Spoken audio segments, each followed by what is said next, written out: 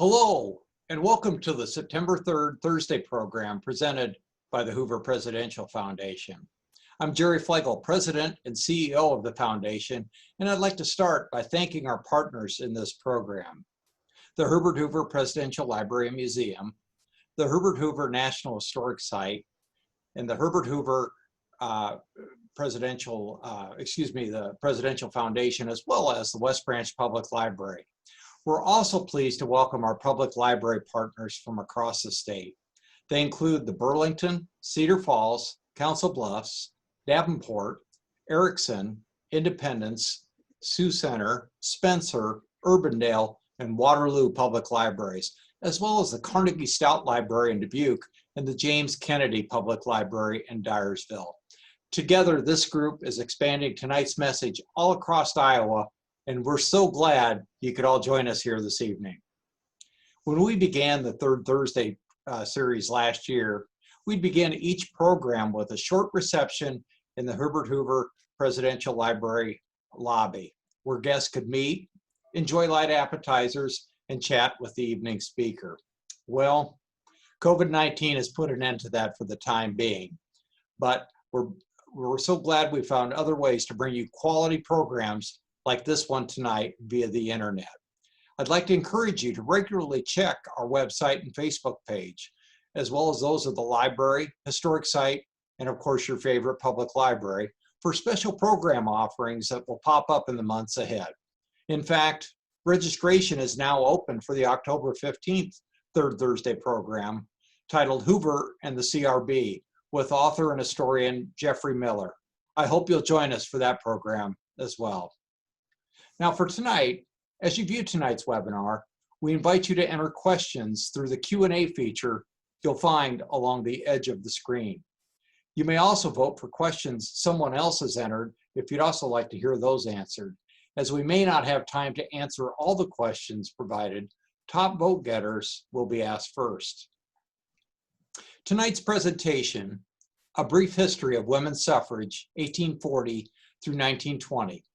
It's an appropriate topic for tonight, as this year marks the 100-year anniversary of the ratification of the 19th Amendment, giving women the right to vote. Our presenter tonight is a professor whose research agenda focuses primarily on women and politics and civic engagement. With that, it is my pleasure to introduce Dr. Karen Kedrowski. She is the director of the Carrie, Chapman, Catt Center for Women in Politics and professor of political science at Iowa State University. Dr. Kedrowski is a graduate of the University of Minnesota and the University of Oklahoma.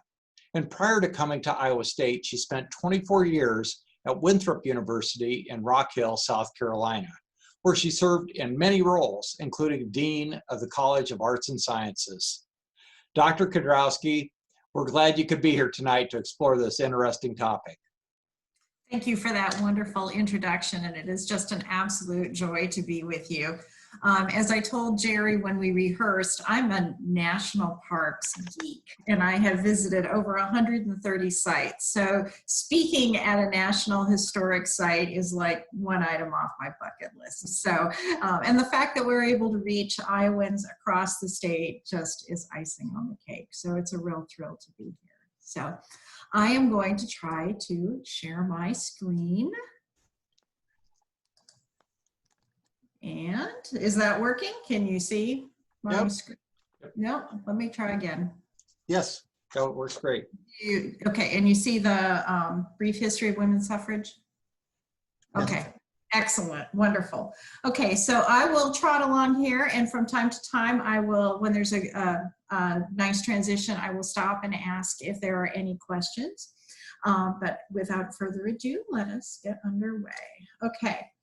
So a little bit about vocabulary. We use the term suffrage and franchise both to mean expansions of the right to vote. And we often today refer to women's suffrage in the plural, but at the time it was usually referred to in the singular as woman suffrage, which is a little bit strange to our ear. We use the term suffragist to refer to an advocate for women's suffrage. The term suffragette is actually a derisive term in the United States. It was used to sort of minimize and trivialize the work of suffragists, and so Americans did not use that term. Interestingly enough, British suffragists actually adopted the term and made it their own. Sort of similar to the term Obamacare was first used as a sort of derisive term for the Affordable Care Act, and then eventually President Obama and his advocates began to use it in the same way. So you see the same kind of thing here. And then, of course, to enfranchise means to grant somebody the right to vote. I think it's worth noting here on Constitution Day that the Constitution that was signed in 1787 on September 17th actually doesn't say much about who should the voters be. So there's very little in the Constitution that defines a right, you know, who the electors should be is the term that they use. And the only thing that it stipulates is that the voters who select the members of the U.S. House of Representatives must be the same group of people who choose the most numerous chamber in the state legislature. But otherwise, everything about elections falls under the time, place, and manner clause, which means that it was completely up to the states to determine who is able to vote and under what conditions. So what this meant in practice is that by 1789, only 6% of the population actually was enfranchised. And it was, in many cases, white male property owners who were over 21.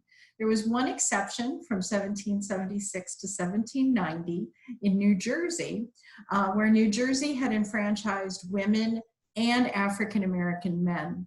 And in 1790, the state of New Jersey actually passed a law disenfranchising both African-Americans and white women.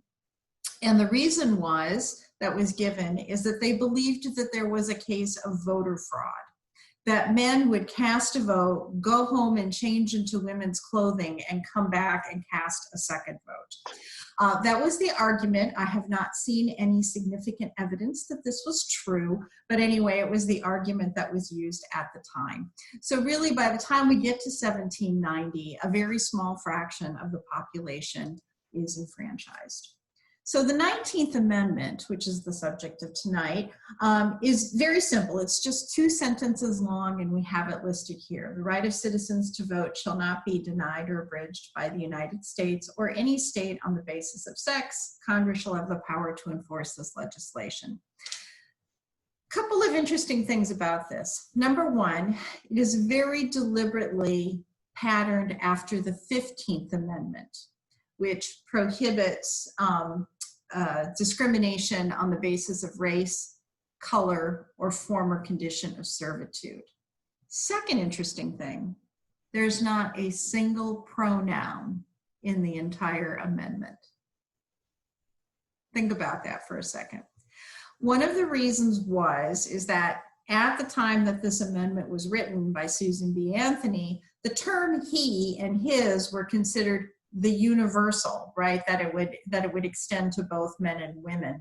And that might have been something that you were even taught in school, is that he was a collective.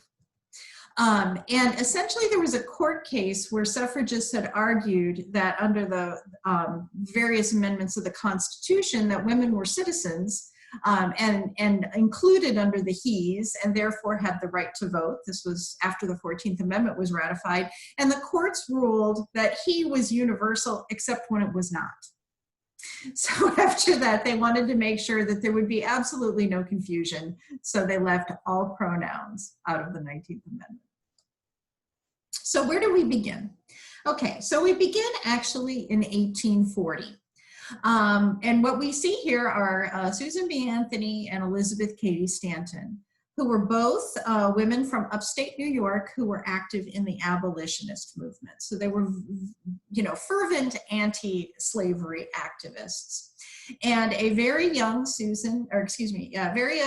young Elizabeth Cady Stanton went to the London International Anti-Slavery Conference in 1840.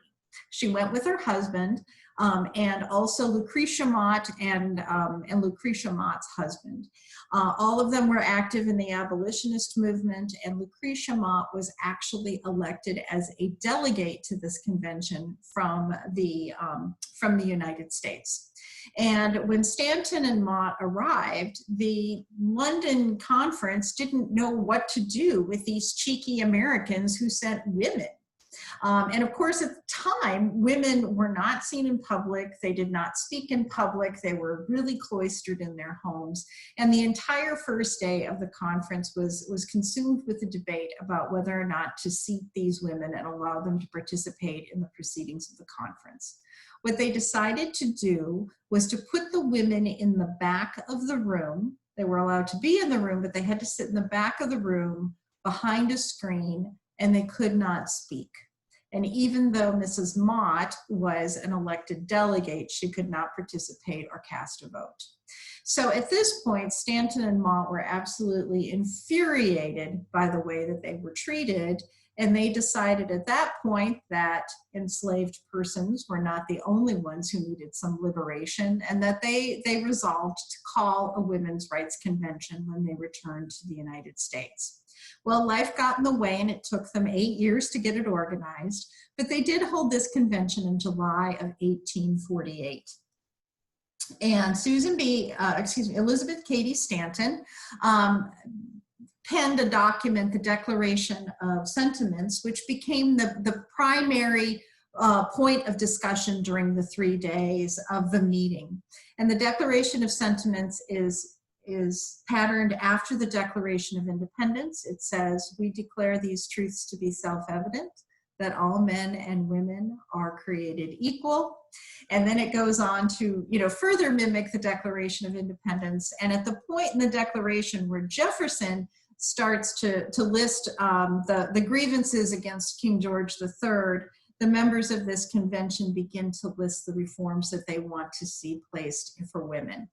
And this includes being able to control their own property, have their own wages, have standing in divorce proceedings, custody of their children in divorce. All of these things were actually passed almost unanimously with very little debate except for one item. And that one item was to call for the right to vote. And that passed by a very, very bare majority, and many attendees at the conference refused to sign the final document because of this incendiary item that was in it. This was actually not the first time that there was a gathering of people to talk about women's rights, but it was the first one that was really received national attention, and it was the one that Stanton and Anthony really used to point as sort of the beginning of the women's suffrage movement. A few years later, Elizabeth Cady Stanton here is introduced to Susan B. Anthony. The person who introduces them is Amelia Jenks Bloomer. And if there are any women out there who are wearing pants today, they can thank Amelia Bloomer, who was a reformer of many types, not just a suffragist, but she also was very much a fashion reformer, protesting against the heavy petticoats, the corsets, and this clothing that was actually dangerous for women to wear. And she espoused that women should wear pantaloons, essentially. And what's interesting about Amelia Jenks Bloomer is that not only did she introduce these two women from history, but then she eventually settled in Council Bluffs. So she's our Amelia Jenks Bloomer here. Susan B. Anthony and Elizabeth Cady Stanton became national leaders of the suffrage movement, and they really worked hand in glove with each other. Susan B. Anthony was the one who traveled around the country giving suffrage speeches. Elizabeth Cady Stanton was the intellectual powerhouse. As Stanton said, "I forged the thunderbolts and Susan B. threw them." Elizabeth Cady Stanton was not at liberty to travel around the country. She had 6 children and a large family and home to take care of. Susan B. Anthony was single, and she was supported by her sister, who was a headmaster of a school. And so Anthony was at liberty to travel around the country, which she did extensively every year. These two led a national movement advocating for women's suffrage that was really very closely tied to the abolitionist movement until the end of the Civil War. And during the Reconstruction period, of course, three key amendments were added to the Constitution. The first one was the 13th Amendment, which abolished slavery. The second one is the 14th Amendment, which we think of most famously as having the due process and equal protection clauses. And then, of course, the 15th Amendment, which expanded suffrage. The 14th Amendment, also for the very first time, defines or adds a gender-specific term to the Constitution. It introduces the word male into the Constitution. And this was one thing that absolutely infuriated Elizabeth Cady Stanton. She predicted at the time that if we add the word male to the Constitution in the 14th Amendment, it'll take 100 years to get it out. Notably, that word is still in the 14th Amendment, so she was wrong. It's taken well over 100 years.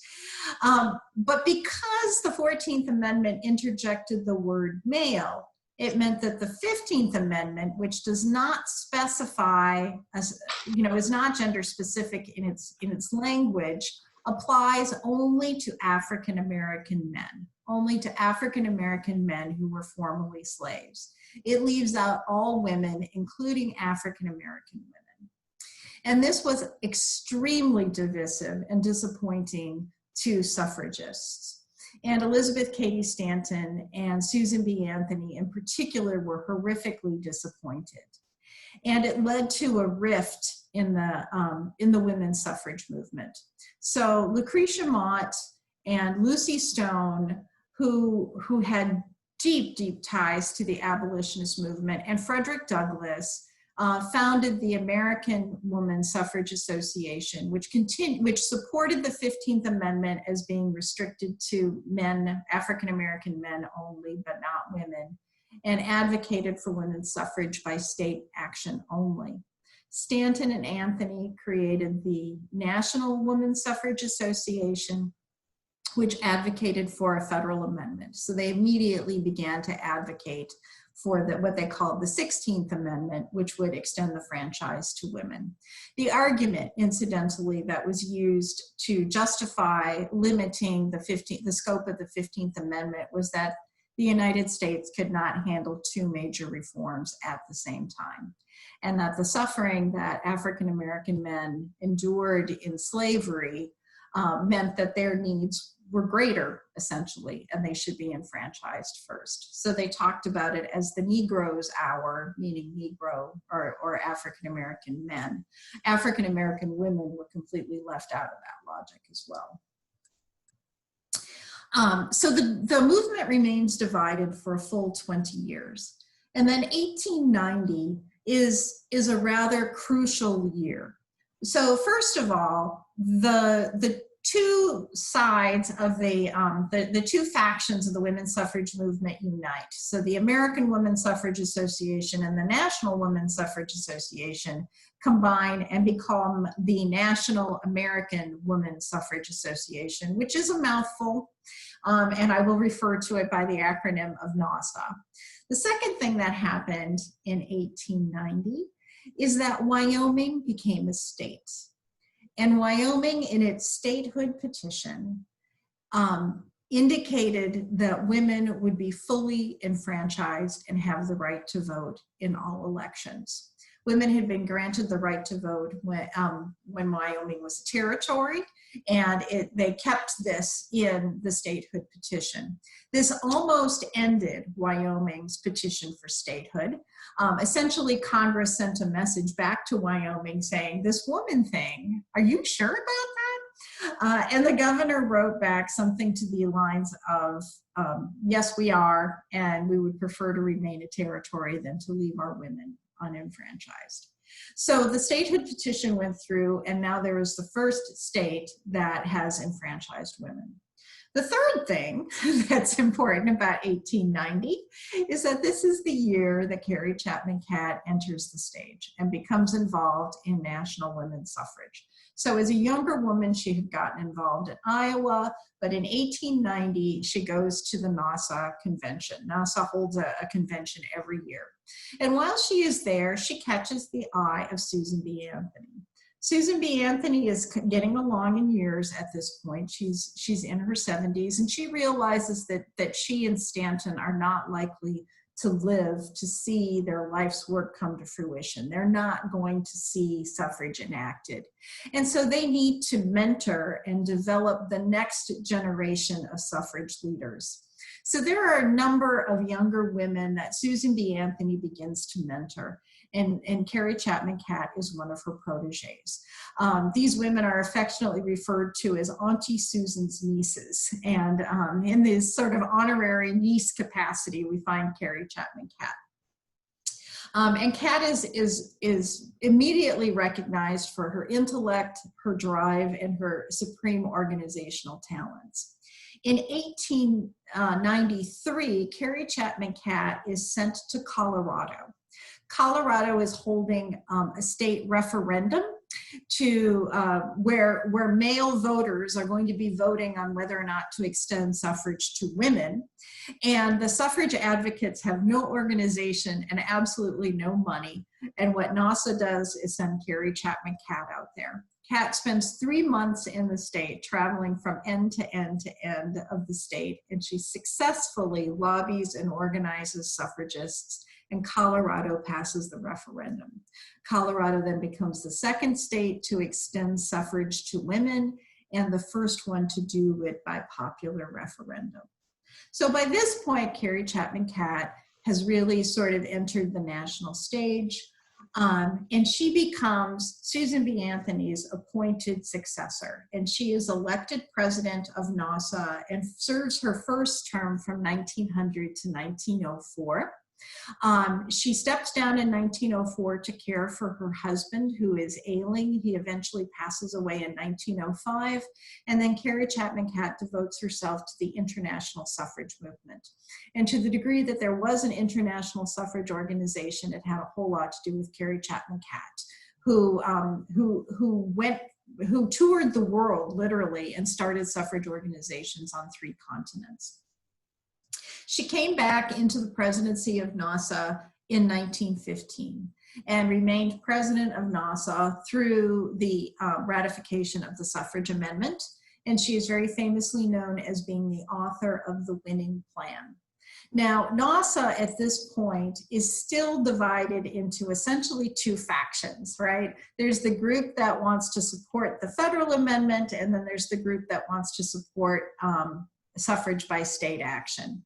What Catt says is, we're going to do both at the same time. We are going to continue to advocate for the extension of suffrage by state action, because every time a state then extends suffrage, that congressional delegation is then presumably bound to support the federal amendment, right? To extend, so why would they not extend to all women the rights that women have in their own state? So they would extend suffrage by state action as a means to achieve the ultimate goal, which is suffrage by the federal amendment. Is everybody with me so far? Are there any questions?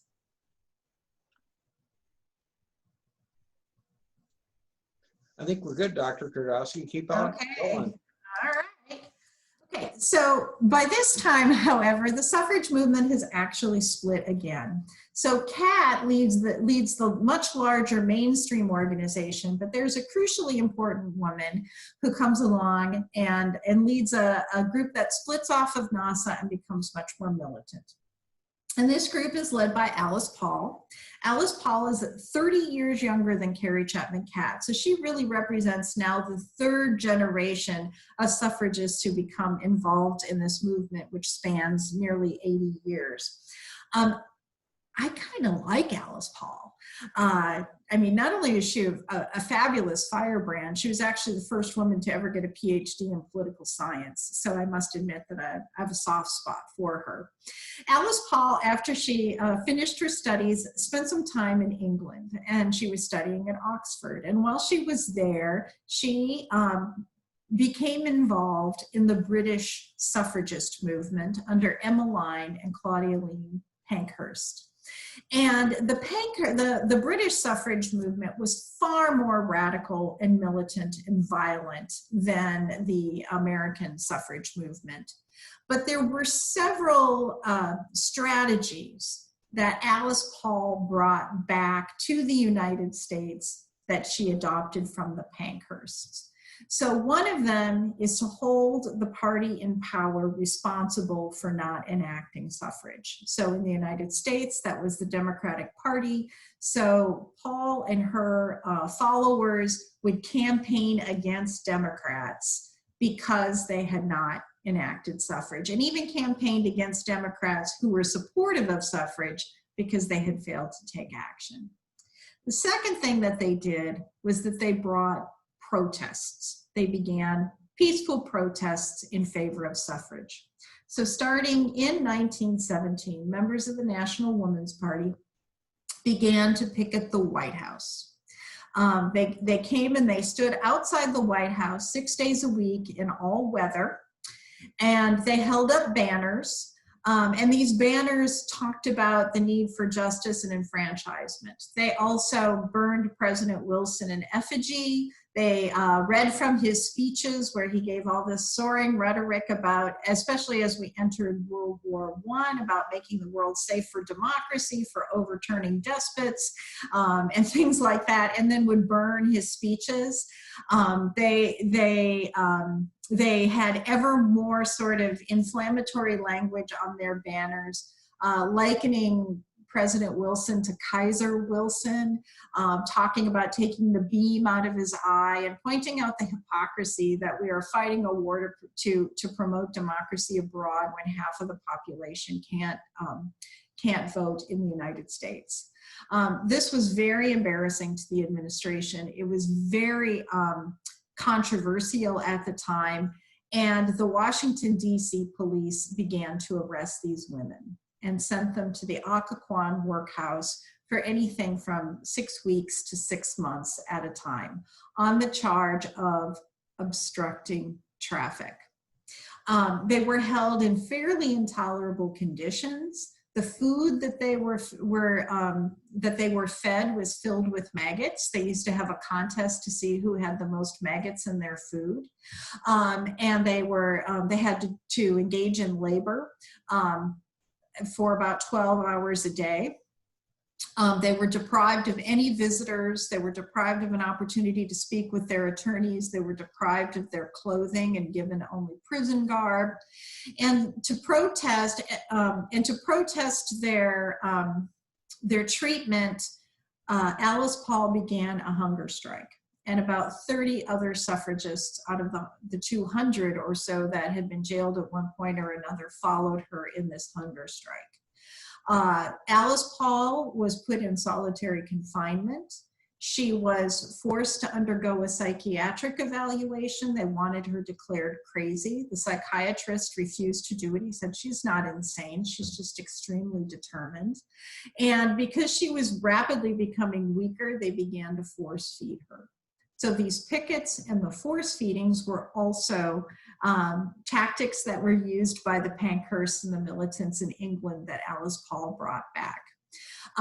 They were force fed through tubes shoved down their noses or their throats, very brutally, excruciatingly painful. They were fed a combination of milk and raw eggs, which usually led them to vomit. They would bleed from the nose or from the throat because this was difficult. They would be held down and forced down into chairs and strapped in, so they were restrained. It was actually very, very hard on their bodies, and some of the women who underwent the hunger strike and the force feeding actually had enduring physical ailments as a result. So they were quite literally tortured. There was such an outcry over the White House pickets and arrests that they eventually had to be released and all of the charges were dropped. And this did put incredible pressure on President Wilson to move on suffrage, and he declared his support of the suffrage amendment. This, interestingly enough, is the first time in American history where there were protests outside the White House. I mean, think about that for a minute, right? This is only 103 years ago. Now, if you go to Washington, D.C., there are anywhere from 1 to 17 protests outside the White House on any given day, right? It's just standard operating procedure, part of our public conversation today. And that did not happen until Alice Paul and the National Women's Party starting in 1917. So at this point, I do like to talk a little bit about what the nature of the debate was. I've had some people say, so why was this a big deal? You know, we're very accustomed to women voting today. And so it's kind of hard for us to imagine why this was so contentious and why it took over 7 decades in order to get this reform enacted. So both the suffragists and the anti-suffragists were a coalition of a variety of different interests. So the largest single social movement at the time was the temperance movement. Largest single women's organization was the Women's Christian Temperance Women's Christian Temperance Union. And the WCTU eventually turned to support suffrage as a way to ban alcohol, which they saw as a leading cause of poverty, child neglect, and domestic violence in the United States. Another major group that was a part of this was women's labor union movement, especially in the textile industries. They were heavily organized and really working for better pay and working conditions, especially after the Triangle Shirtwaist Factory Fire of 1912, where over 100 women died in a factory where they were working. Progressives of any sort of general sort and people who supported political reform, and men and women together supported this. One of the arguments that they would make is that women had greater moral authority, that they were sort of purer individuals, and they would bring their moral superiority to politics and clean up the corruption that came out of political parties and bosses and industry and all of those things. So women having the right to vote would help cure the social ills of the day. There was very well organized opposition. As you can imagine, the liquor industry was not really fond of temperance. And in fact, they would actually campaign saying, if women get the right to vote, saloons will close. And in fact, that's what happened in many places. That as women did become enfranchised, they would vote to shut down saloons. Industrial leaders, as you can imagine, if there was a lot of suffrage advocates who were also involved in the labor union movement, which wanted safer working conditions and higher pay, that industrial leaders would be opposed to suffrage. People who were fond of traditional roles for men and women, both men and women, were opposed to suffrage. Again, women often making the argument that their moral authority meant that they should remain in the home with the family, and that's where they could have the greatest influence on society, was by raising good moral children, especially sons who would then lead the world, lead the country. And then the Catholic Church. The Catholic Church, again, saw this as a threat to the traditional family structure. So the groups, both positive and negative, were integrated racially. They brought people in from across, the cross sections of the country, and social economic class and education and so forth. So both sides of the coin really did reflect the diversity of the country. Dr. Kedrowski, we've got a couple questions I wanted to ask before excellent. we get more along. Wonderful. This is a good place to pause. Yeah. Heaven was asking, was the force feeding meant to keep Alice and the others from being a martyr? Yes. I mean, they were very worried that they would end up with the prison officials were very worried that they would end up with a dead suffragist on their hands. And they knew that that would be horrible. I mean, not just morally horrible, but a huge public relations disaster. So yes, they were force fed as a way of keeping them alive. And then also she asked, Yeah, have you seen the Iron-Jawed Angels, and how historically accurate do you consider that movie? I have seen Iron-Jawed Angels several times, and I really like it. In terms of the force feeding, it's actually pretty good. It's the best depiction of the drama and the horror of the force feeding that I have ever seen. The Patrick Dempsey character is completely fictional. And there had to be a love interest in there because this is American Hollywood. So that, you know, just ignore everything related to him. And as far as I know, Lucy Burns and Alice Paul did not fight over a hat. And the depiction of Carrie, Chapman, Catt is rather one-sided. What they did capture, however, is that Catt actually disdained Alice Paul, and she really disapproved of Paul's tactics. She was horrified by the strikes. She was very dismayed by the treatment of the women in the prison, but she thought that the very strategy was a bad idea because it would alienate political allies. Now, having said that, I think that ultimately, and this is one thing that's alluded to in Iron-Jawed Angels, is that ultimately it opened doors for Catt, right? The militant wing were the crazy ones, right? And Wilson didn't want to have anything to do with them. So if these were the other ones who were reasonable, right, then it opened doors for Catt and allowed her access and to actually be able to persuade people. Similar thing between like Malcolm X and Martin Luther King, right? And without that militant wing, the mainstream wing looks crazy. With the militant wing, the mainstream group looks reasonable. Great question. Other questions? Oh, that's it for right now. Okay, great. All right, so on to the ratification struggle. It's hard to amend the Constitution.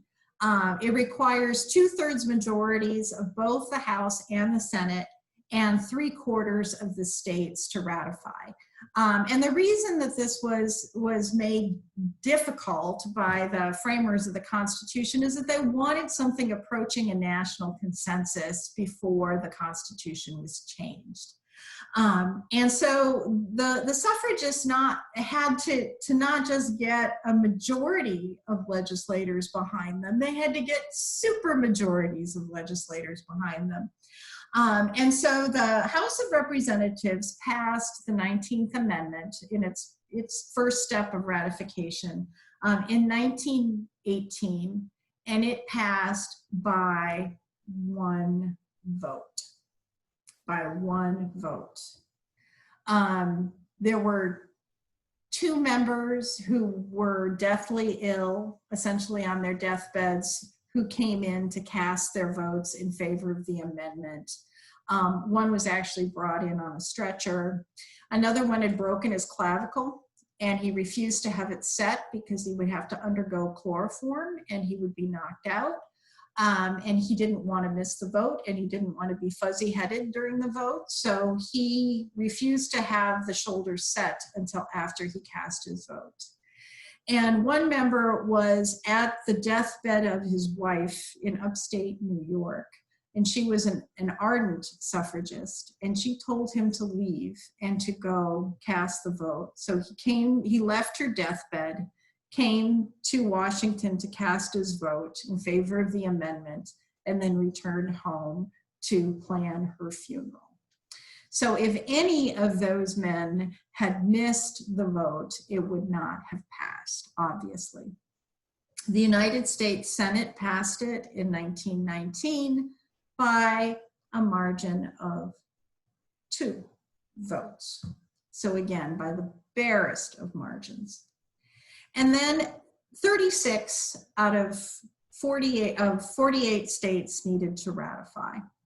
And by the time we get to August of 1920, there are only 4 states that have not voted on the suffrage amendment, 5 states that haven't voted on the suffrage amendment. And 4 of them are known to be absolutely steadfastly opposed. Those 4 states are North Carolina, and Florida, which are in the South, and the South is steadfastly opposed to suffrage because the way the amendment is worded, it will enfranchise African American women and therefore enfranchise a number of African Americans that they do not want voting. Rhode Island and Connecticut. So the battle comes down to Tennessee. And the battle in Tennessee, which is a southern state, which has put in place its own system of white supremacy after the Reconstruction period, which is still, battling the Civil War and is tainted with all of the baggage that comes along with that. And the debate goes on for 6 weeks. Carrie, Chapman, Catt normally would go into a state, get them set up, get the local activists organized, and then she would leave while the local women did their work to pressure the state legislature. In Tennessee, she ended up staying in the Hermitage Hotel for a full 6 weeks. Also in the Hermitage Hotel, which is this magnificent Queen Anne style Victorian building that's literally across the street from the Tennessee State Capitol, are the anti-suffragists. So the suffragists take over the second floor, the anti-suffragists take over the third floor of the same hotel. The anti-suffragists also take out a suite on the fourth floor. And up there, now this is during Prohibition, up there is a 24/7 speakeasy, and which is funded by the liquor industry, which is opposed to suffrage. And what the purpose of this is that it is open to all the members of the Tennessee legislature, and they are brought up there where they can drink to their heart's content at any time of the day or night. And this was twofold. Number one is that it gave the liquor lobbyists an opportunity to lobby against women's suffrage. And it also meant that some of these people would be so besotted that they would be passed out drunk and potentially miss an important vote. So it was an awkward situation, just absolute mayhem in this hotel. The suffragists adopted the yellow rose as their symbol and would give boutonnieres to the legislators that were supporting them. The anti-suffragists did the same thing with the red rose. So the Tennessee debate became known as the War of the Roses. Some members of the legislature would keep one boutonniere of each color in their pocket, and whenever they were approached by a lobbyist for one side or another, they would slip the right one in their buttonhole so that they wouldn't be harangued. The Tennessee Senate voted fairly early and passed the suffrage amendment by a fairly comfortable margin. So it really boiled down to the House of Representatives. And when on August 20th, when this was coming up to the Senate, or excuse me, to the House, both the suffragists and the anti-suffragists looked at their tallies and they believed that the amendment was going to fail. They had done their vote counting over and over and over again, and they thought that it would be very close, but that the amendment would fail.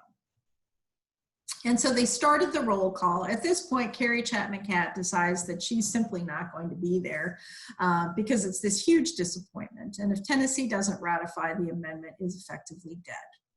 And so she goes back to the hotel. She's not in the chamber listening, and her allies and the anti-suffragists have packed the galleries, and they go through the alphabet and they end up calling Byrne.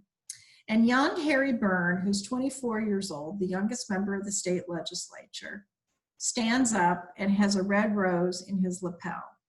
And he very quietly votes aye. And it takes a minute for people to figure out what's going on.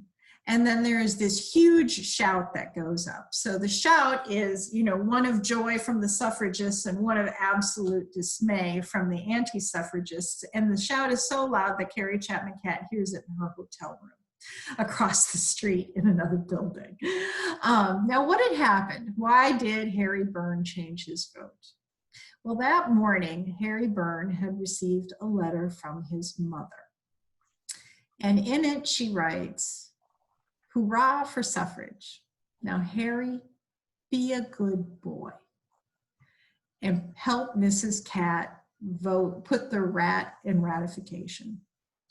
And because he got that letter that morning, he changed his vote and suffrage was passed by the barest of margins, by 1 vote. Any questions? One is on the 19th Amendment, did it apply to women of color? Absolutely. Yes, it did. We have taken a very careful look at this question. And I wish I had a dime for every time I've heard this year that the 19th Amendment only applied to white women, because I would have a great deal more money in my daughter's college fund if I did. But there were about 500,000 African-American women who lived outside the Deep South, who were either enfranchised immediately by the 19th Amendment or lived in a state that had already extended the franchise to women and then had a constitutional guarantee of that. This includes African-American women in Iowa. They were enfranchised at the same time as white women. And African-American women, incidentally, were crucial in the extension of suffrage in New York. So New York passed in 1917 and became the first state east of the Mississippi to extend the franchise to women. And that was also crucial for building momentum for the 19th Amendment. And African-American women worked closely with Carrie, Chapman, Catt on that New York campaign and secured their husbands' votes in favor of suffrage. Okay. It also applied to Native American women who had renounced their tribal membership. So at the time, Native American men who had renounced their tribal citizenship were considered citizens of the United States. And then women who had done the same thing were enfranchised by the 19th Amendment. When that law was changed in 1924, where Native Americans, men and women, no longer had to renounce their tribal citizenship in order to be considered citizens of the United States. There was just a blanket application to all natives.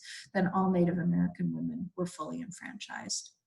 Now, there were state-level prohibitions against voting on the basis of race.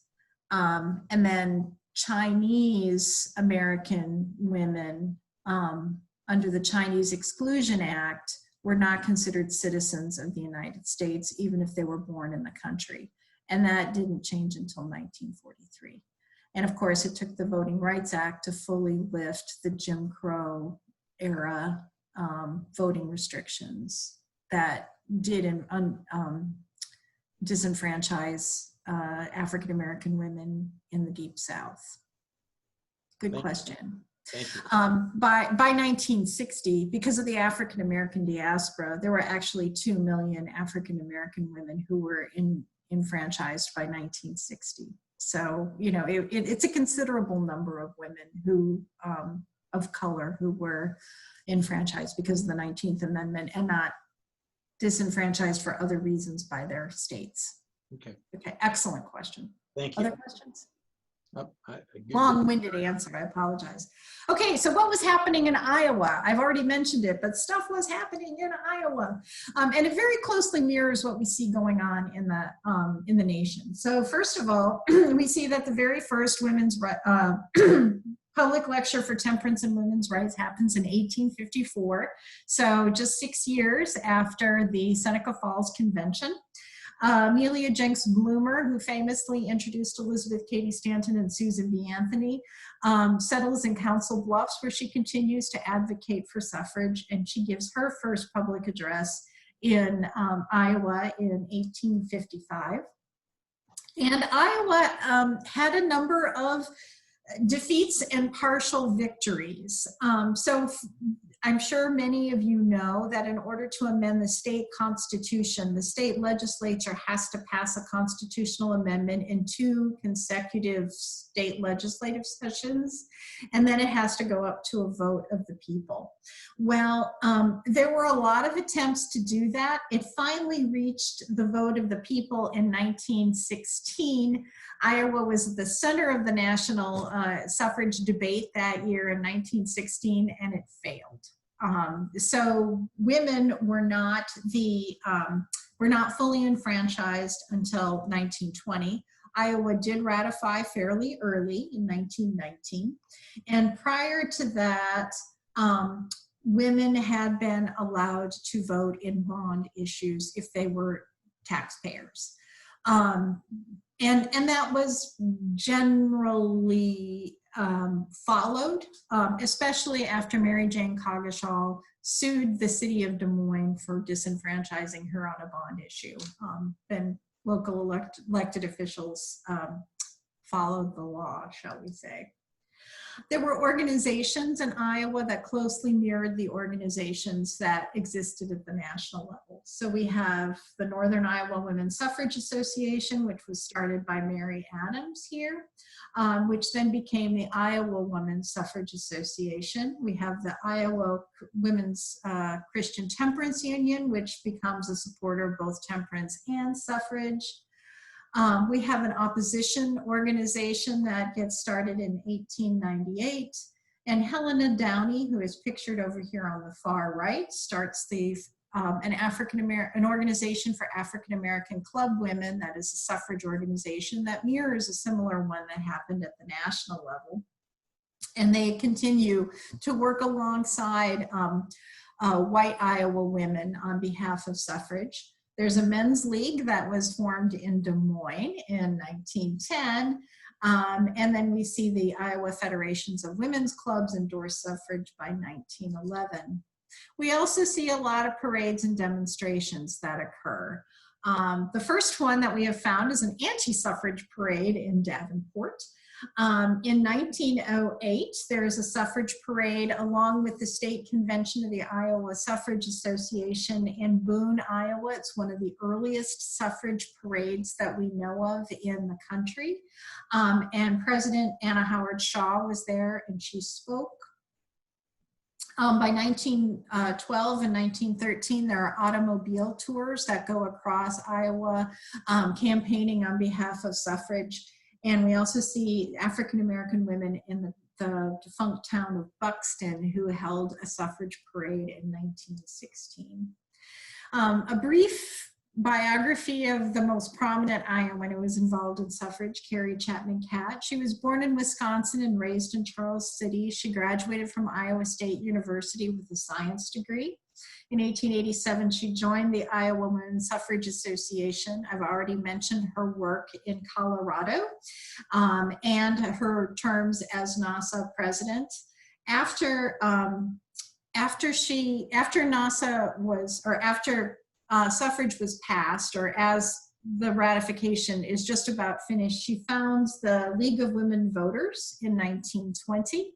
Then she retires from suffrage and the League, and she becomes a peace activist. And she also works she receives the American Hebrew Medal for her work on behalf of Jewish refugees during World War II, and lends her voice to that cause until she dies in 1947. Questions? Yeah, there are, got a few. Deb is asking, why were women of color not permitted to march towards the front in 1915? Oh, it was 1913, and it was the suffrage parade in Washington, D.C. And that suffrage parade was organized by Alice Paul. And initially, Alice Paul made a number of overtures to African-American women's groups to participate. And then she was sort of pulled aside and told by the suffrage leaders from Washington, D.C. that Washington was a southern city, and having a fully integrated parade would be problematic. And so Paul then decided that she was not going to reach out to any more African-American women's organizations, but she wasn't going to turn them down if they wanted to participate.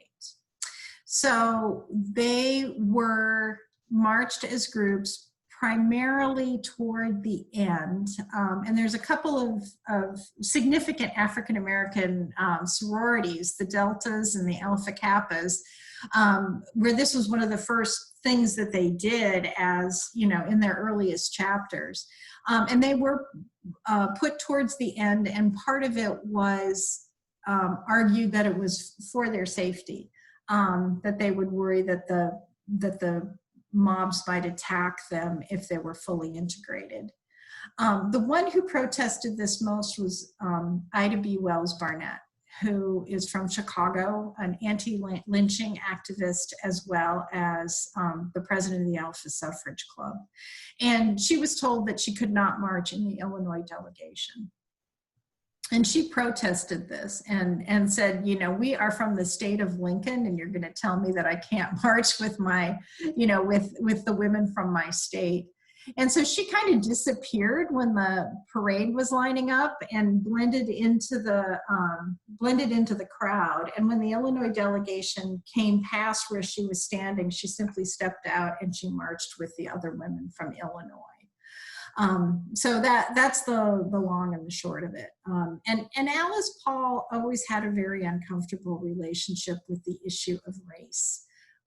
After 1920, the National Women's Party continued to work on women's equality issues, and African-American suffragists from the South who were facing Jim Crow, discriminatory laws, asked the National Women's Party for help, saying, you know, we are women and we are disenfranchised. And the response from the Women's Party was, you are disenfranchised for the reasons of race, not your sex. So we're not going to get involved. And that was a tragic mistake. Okay.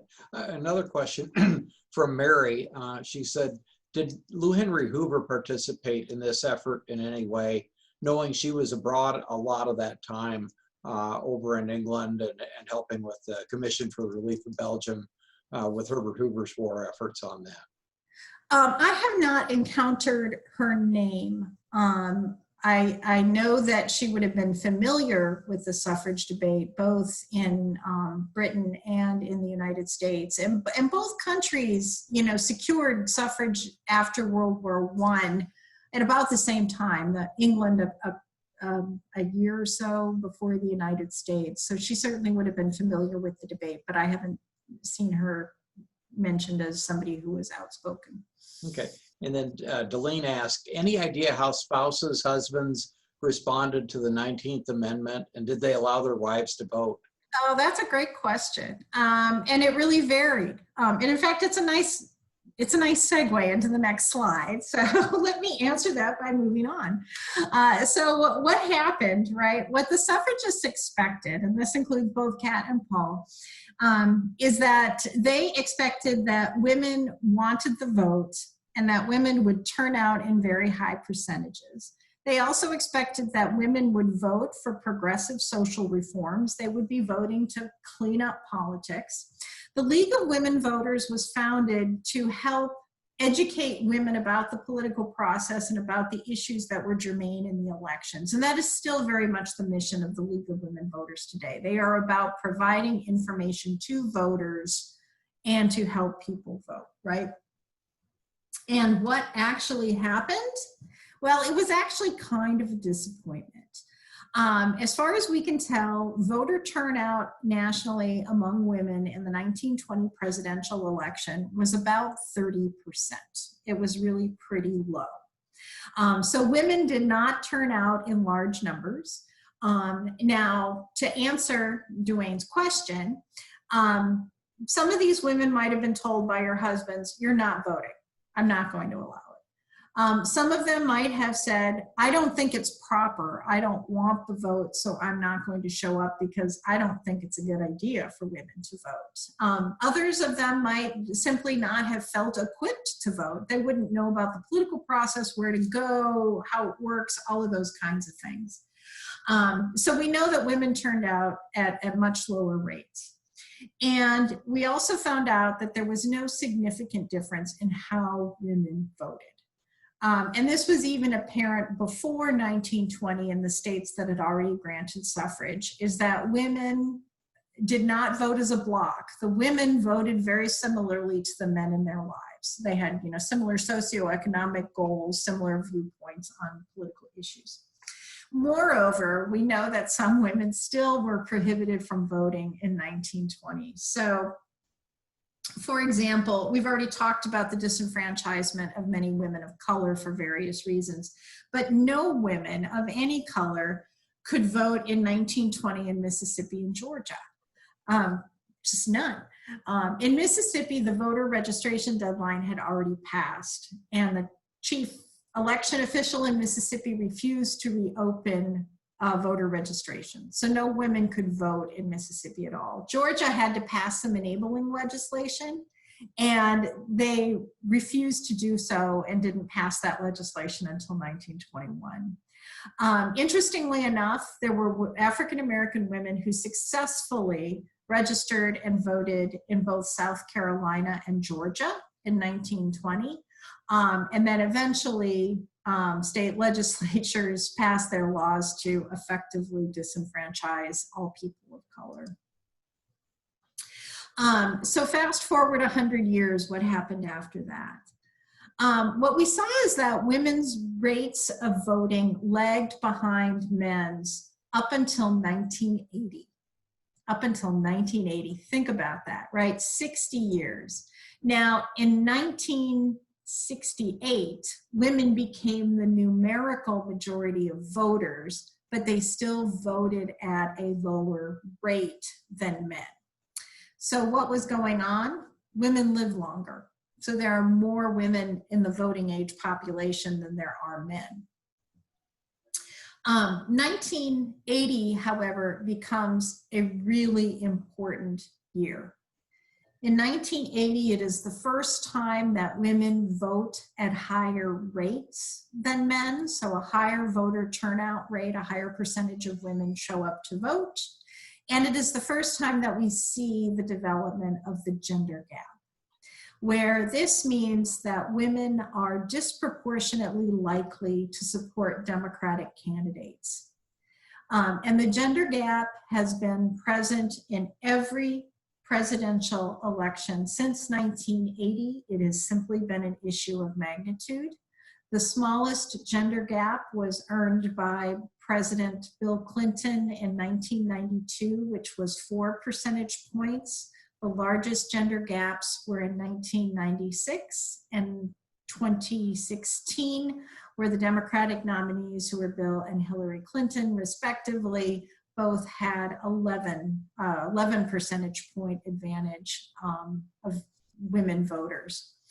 The gap in terms of numerical majority, women are a much larger proportion of voters.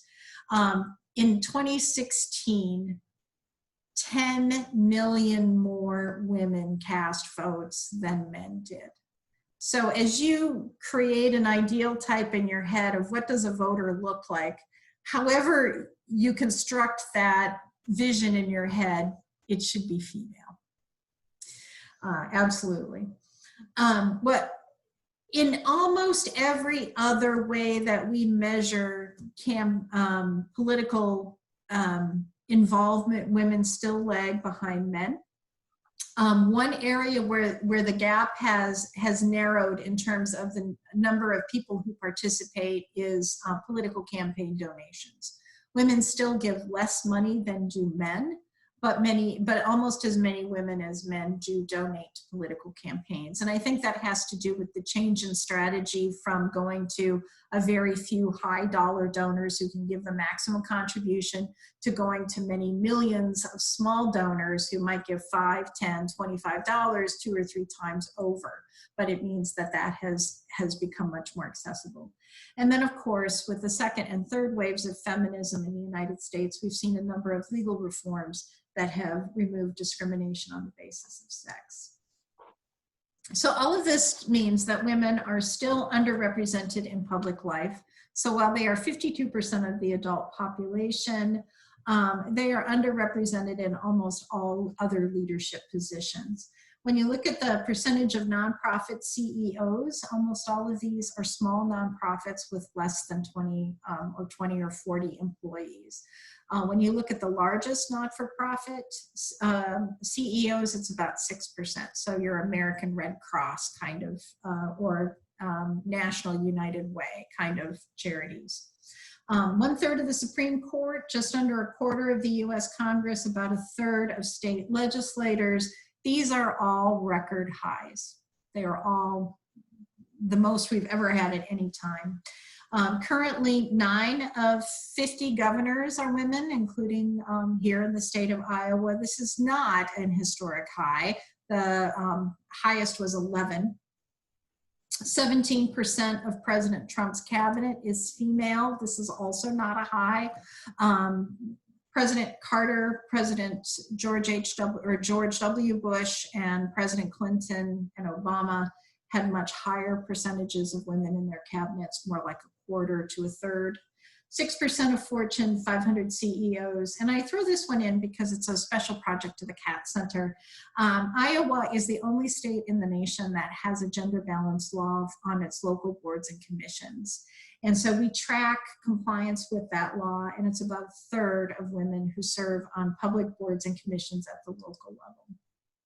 Another sort of loose end is that women do not have constitutional equality. So the Equal Rights Amendment has not been ratified and added to the Constitution. It was first introduced by Alice Paul and the National Women's Party in 1923. It was passed by Congress in 1972. There was at first a 7-year deadline, which was then extended by 3 years to 1982. It was not ratified. It was ratified at 35 of 38 states. There has recently been an effort on what's called the 3-state strategy, which I would refer to as the 3 more state strategy, to get 3 more states to ratify, which happened actually in 2019. The final 3 states to ratify were Illinois, Nevada, and Virginia. But the amendment has not been added to the Constitution because, as you can imagine, there are some legal questions about that. What would the Equal Rights Amendment do? I think the most important thing that it would do is that it would raise sex discrimination from its current intermediate scrutiny to strict scrutiny, which racial discrimination holds. So under strict scrutiny, if there is any practice that results in disproportionate harm to people of color, it is incumbent upon the defendant to prove that they did not discriminate, that whatever it was that they were doing did not end up in discrimination, right? Whatever their policies or practices were. Sex discrimination, intermediate scrutiny is a lower bar.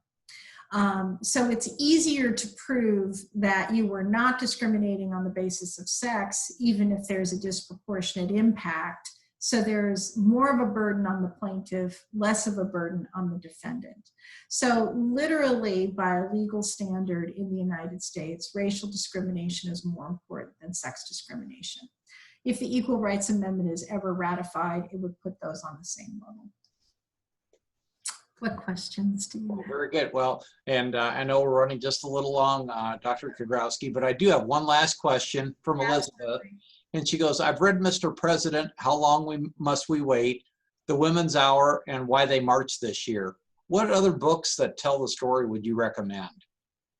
I really like New Women of the New South, which is a great, it's a little older book, but it really talks about the women's suffrage movement in the South, which had a very different flavor than where it did everywhere else.